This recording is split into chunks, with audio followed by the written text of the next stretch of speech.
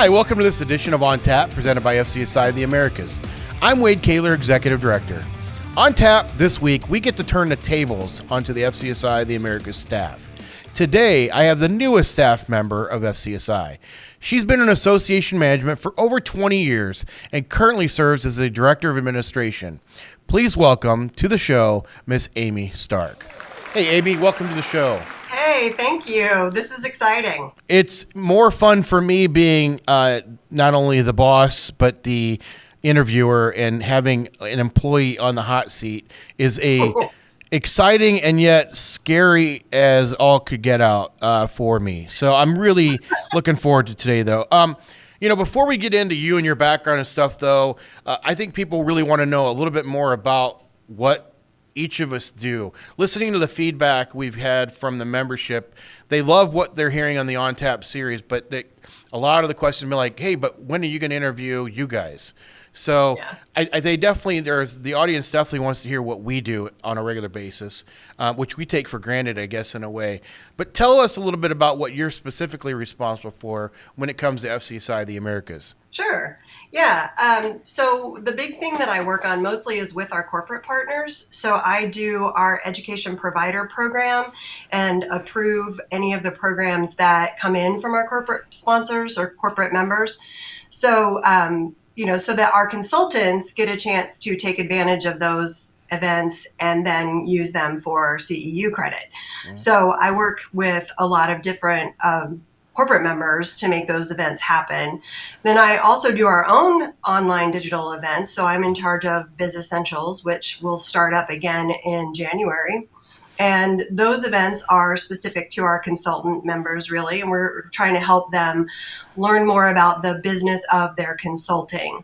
And then I also work with our corporate sponsors on all of our events. So conference coming up in April will be one of my events to work on. Plus, I work on sponsorship for Direct Connection and also put our Direct Connection email together. So I work a lot with CEU credits, with approving education, with creating education, and just making sure that all of those things are available for our consultants and at the quality that we want to provide. And then obviously the other big one that you work on that's a scary one for most consultants is our professional exams. Yes. Tell us a little bit about, we've been working on those for a long time, but I know when you came in, you've taken on a very big responsibility with that.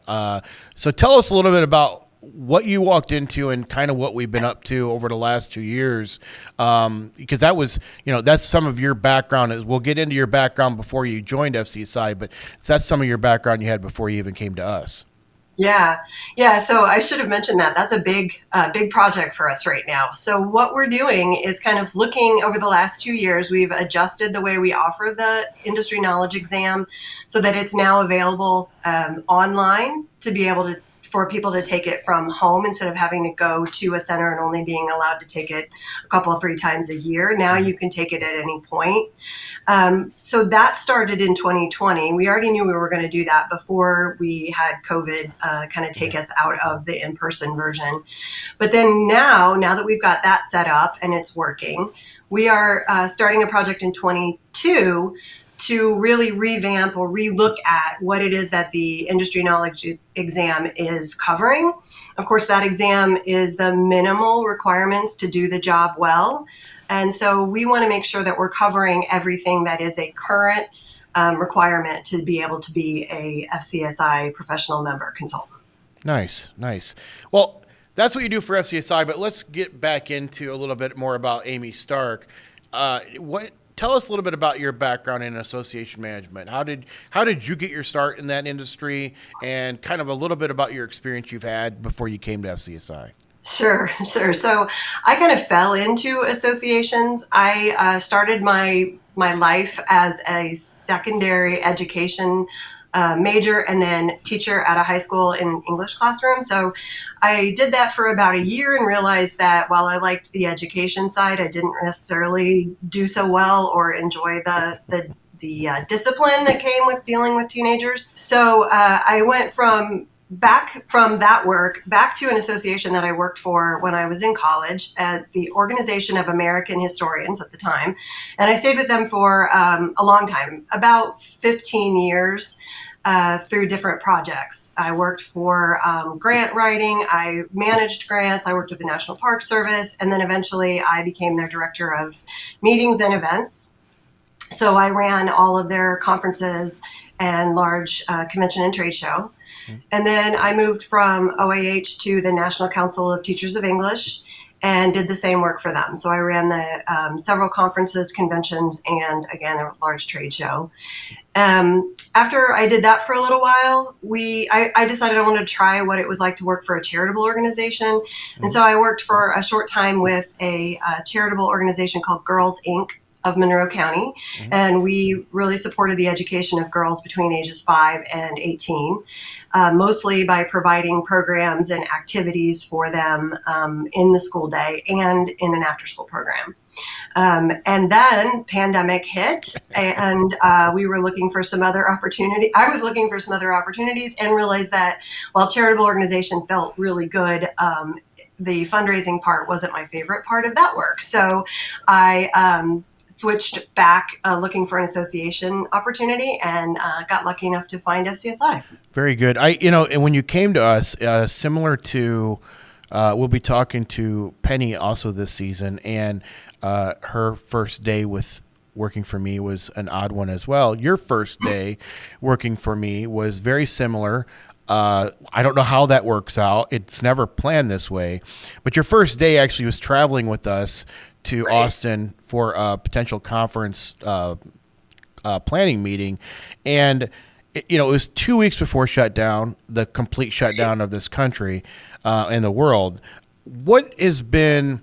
you started, and 2 weeks later, we literally had to shut down everything and go working all remote to Zoom. Granted, we're always remote, and we'll talk about that in a minute, but what's been the hardest thing about working on a new client with FCSI when you've never had a chance to meet any of the members for almost 20 months before you've had the opportunity to? What was it like to learn a new association without ever meeting anyone? Yeah, I would say, and I've told people before when I mention things about FCSI and try to answer questions, not being able to be in person for events and get to know people in person at meetings and that kind of thing, that's been the hardest part of taking this role with FCSI. I feel like I've really missed out on a big part of what makes this community great, because it is about our connection to each other. That's the special thing that is FCSI. So not being able to speak to that or engage in that has really been, it's been sad. It's been disappointing, I guess is a better word. But I have gotten to do a couple in-person things since about August, which has been great because it's given me a chance to get to know people in a more, less business environment. And I've gotten to really know some of our members, which is terrific. And that's really what kind of was an exciting part of joining FCSI in March of 2020.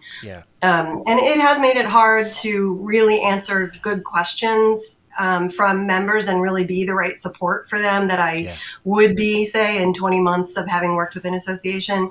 So that's been my biggest challenge. Is just I really miss the chance to get together, and boy, am I hoping that Montreal actually happens. Yeah, exactly. Yeah, I think that's one of the understated things, and I've talked with colleagues in the association management industry about the fact that some of the bigger firms and some of the bigger associations, their staff that is maybe member services, or some of the staff that never goes to any of their events or never really goes to a board meeting.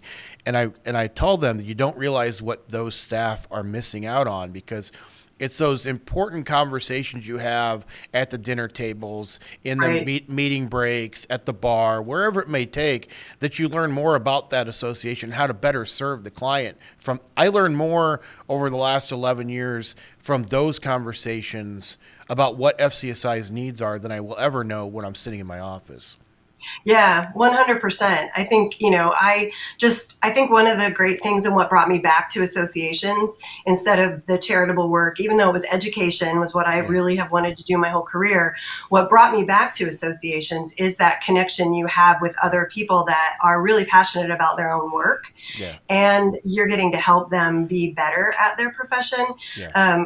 That's one of the things I love about working for an association in general, and what brought me back here Yeah. is for that reason. And so, not being able to do that other than being, chummy on a Zoom happy hour, or getting to know some personalities in a virtual world. Yeah. And not being able to do that for that face to face has been, and Good. as a meeting planner for all this time, Yeah. my world revolved around in person Yeah. activities. So not to have that for 20 Yeah. months, just in general, has not been fun. But then you add Yeah. to it that it's also part of what I do for a living, Right. and that's making it hard too. That's the pandemic has not been great. No, no, All not at around. all.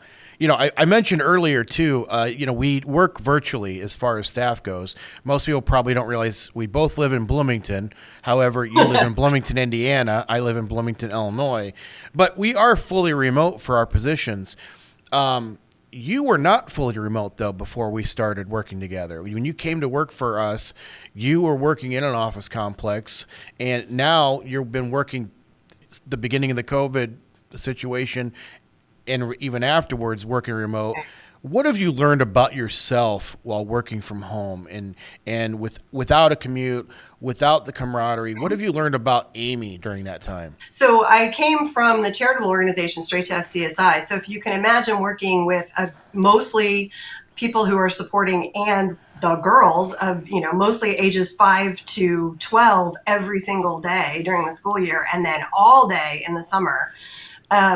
Working in that environment where there's constant activity, there's constant interruptions, there's constant little girls running in and out wanting to tell you a story.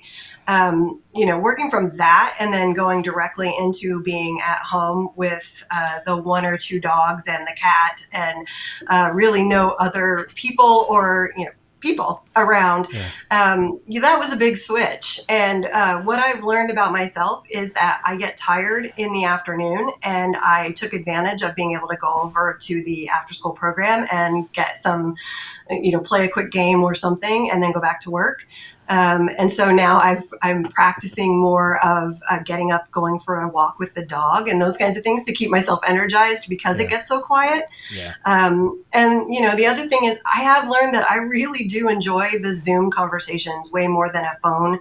And before, phone conversations were not my favorite thing, and they just felt so remote. And I loved the more in-person, meetings and going to have coffee with people and that kind of thing. And so I love taking advantage of the Zoom calls, and even when it's not necessary, even when it could just be a phone call. And if the person on the other end doesn't want to turn on the camera, that's great. But if they do, then it's a better connection with people. So I've learned that, those kinds of things. I do enjoy the interaction. I used to think that it wore me out. But actually, I think now, having looked back, that that was an energizing force for me. And so I do have to really be conscious of finding the energy reminders, the energy boosters at like 1 o'clock in the afternoon. And maybe have a chat with somebody, or like now, new puppy, taking the dog for a walk. Nice. If somebody's interested in getting into association management, what is a piece of advice you'd give to somebody in college or somebody that's maybe a recent college graduate, to how do they break into this industry? Yeah, it's an interesting one because we don't talk about it as a possibility for a career path. We don't really talk about that. When I was going through school, I felt, like I said, I fell into finding this association that was looking for a part-time membership assistant. But it was not something that would have ever come up. Right. Meeting planning in general was not a career. It wasn't something that people did. Now it is, but back then it wasn't something that people planned to do for a career. So now when I talk to students, or when I go to Indiana University, there's a nonprofit management degree path for both undergrads and master's programs. And I go and talk to them about the alternative from the charitable work, which is what people mostly think of when they go into a nonprofit program, is that they're going in and they're going to work for, something like Girls Inc. or the United Way or something like that. And I like to point out that the association world is something totally different. Your focuses are a little bit different. Yeah. But there's a lot of different challenges that some people actually find more that fit better with their goals for nonprofit management. I truly like the financial planning side of nonprofits. I like the working with the board governance side, and the fundraising. Again, not my favorite thing to do.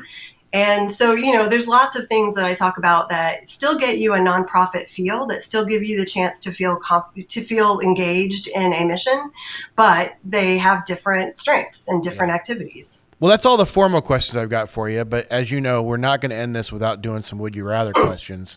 I've intentionally kept everything off the servers so you and Penny could not sneak in and see what I had written this time. So we'll get right into these. So the first one I've got, it'd be, would you rather have the ability to move things with your mind or the ability to read minds?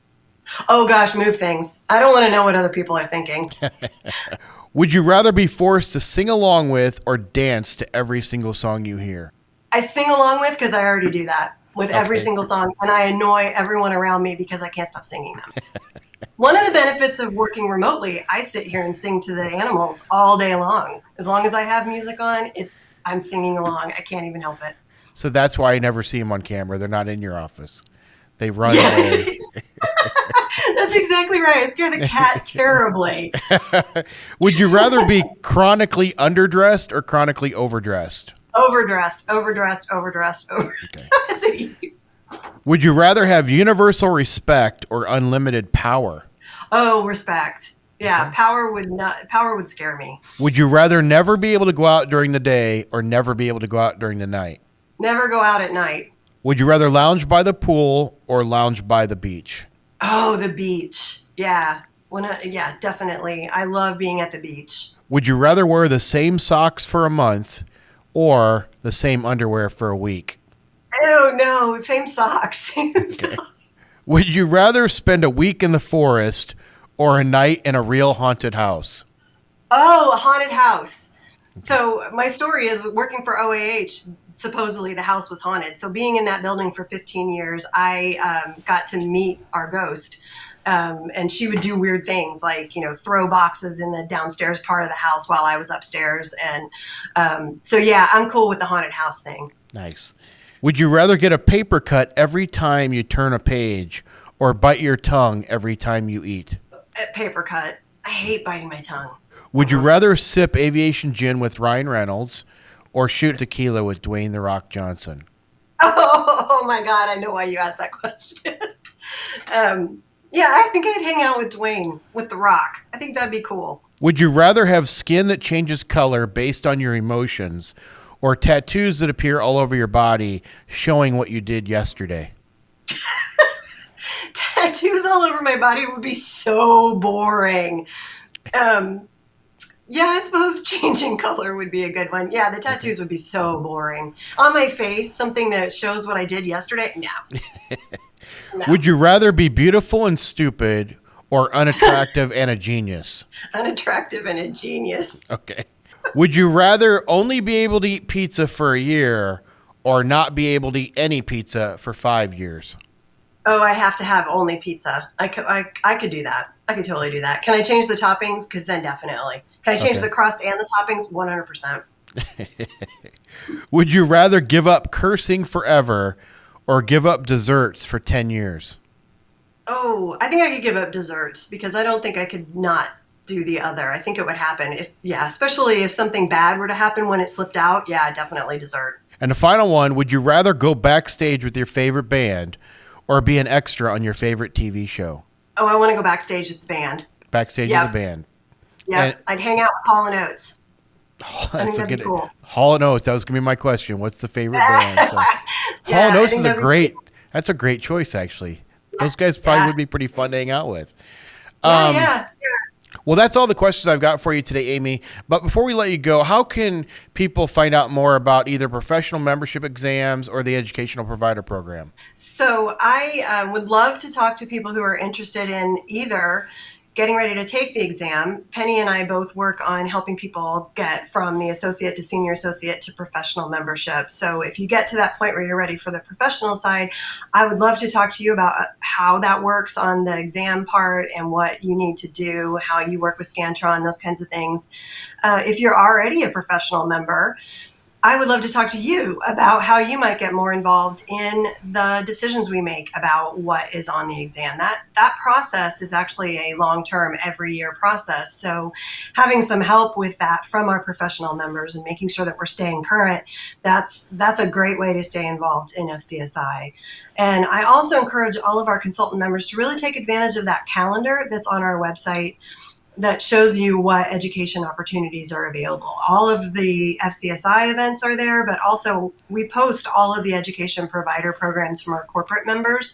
So you can always take advantage of either in person or on demand, on request sessions from our providers. So in order to learn more and stay current, you can either reach out to me, Amy at FCSI.org, take advantage of those opportunities on the calendar, and anything else, I'm always available by email and by phone. I'd love to talk to our members since I don't get to see you in person. I'll take any question you throw at me. Well, that wraps up this edition of On Tap, presented by FCSI the Americas. A huge thank you to Amy, because without you, these members wouldn't be able to operate on a daily basis. So thank you from not just me, but from the association for all the hard work you do every day. If you enjoyed today's episode, please make sure to subscribe to the show wherever you find your favorite podcasts and turn on those notifications so you don't miss out on any future episodes. But until then, cheers.